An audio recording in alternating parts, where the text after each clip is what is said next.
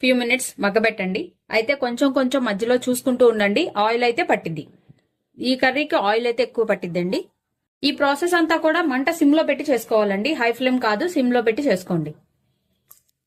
4 చిన్నులపాయ రమ్మలు ఇలా తీసుకొని కచ్చాపచ్చిగా దంచి ఆయిల్ వేసి దాంట్లో వేసుకోవాలండి. వేసుకొని కలిపండి.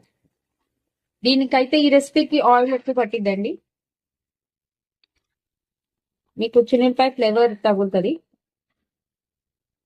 అన్నిటికీ అల్లం వెల్లుల్లి పేస్ట్ అవసరం లేదండి. జస్ట్ చిన్నులపాయలు వేసుకుంటే సరిపోతుంది. కమ్మటి టేస్ట్ తగులుతుంది.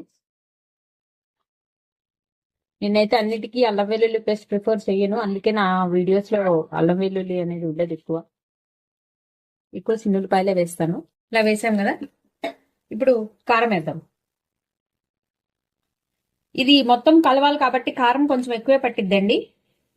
కారం, గరం మసాలా స్పైసీ ఉంటుందండి, అందుకని చూసుకొని వేసుకోండి. మళ్ళీ ఒకసారి కలిపండి.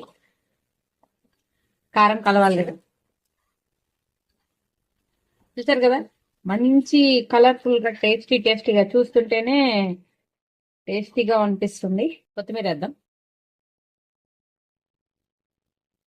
కొత్తిమీర వేసి కలుపుదాం.